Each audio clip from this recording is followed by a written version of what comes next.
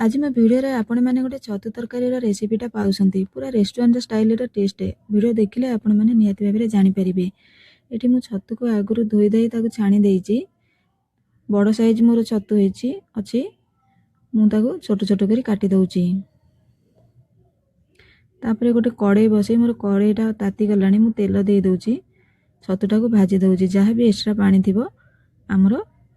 भाजी देले आमर पानीटा मरी जिवो ता भितर छतुटा भाजी देले भी छतुर टेस्ट किसी अलग थाए तरकारी करिबारे मन रखिथिबे छतु को सब बेले सोरिष तेल रे ही करिवे सोरिष तेल रे छतु करिवे तार टेस्ट बढ़िया लागिबो तापरे मु मसलाटा को कषै दउछि एठी मोर गोटा मसला रे गोटे तेजपत्र आ खंडे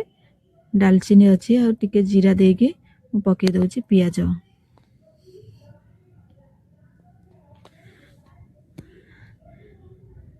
टमाटो को मुझे चॉप करके नौचे आपण मैंने चाहिए ताको छोट छोट करी काटी परिबे चॉप करके नेले कौन हम कि आमर ग्रेवीटा टिके मोटा आसीबो तापरे मु एठी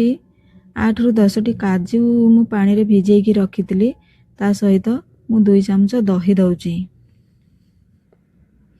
मोरे फ्रेश दही अछि खटा खटा दही नेबेनी तरकारीटा खटा हे जिवो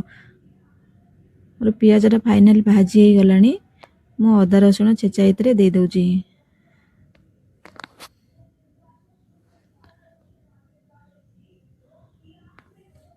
तापरे जो टमाटोटा को मु रखिदेली से टमाटो मु 2टी टमाटो देखैछि किंतु मु एठी गोटे टमाटो नेछि काहेकि ना मोर 2टी टमाटो अधिका हो जाउथिला स्वाद अनुसार लूण और लंका गुंड देकी मु अल्प समय पर्यंत भाजुछि एइभଳି थरे बनेइकरी घरे खांतु रेस्टोरेंट रो खाइबा भी भूली जिवे आपण पाखापाखि मोर मसलाटा कषि हो गलानी मु टिके मटर पकै दउछि मटर मो पाखे जेहेतु थिला मु सबुथिरे पकै दउछि मटर सीजन ना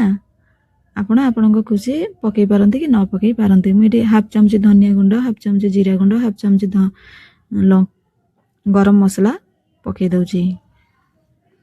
आज जो ग्रेवीटा को आम रखिथिले से ग्रेवीटा को मु पकै दउछि सॉरी पेस्टटा जो काजू आ दहीर आपण माने चाहिए एई समय हाफ चमच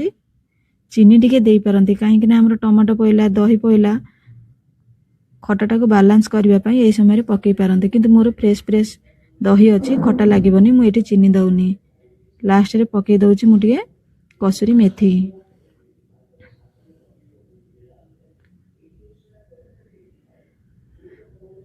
मसलाटा मोर फाइनाल कषि हो गलानी मु छतुटा को दे दउछि एमिति बनेइकरी खांतु आ किपरि लागिला मते कमेंट रे जणातु आशा करछि वीडियोटी आपनकु निहाती भाव रे भल लागिथिबो भल लागिले लाइक करिवे नुआ थिले मो चैनल रे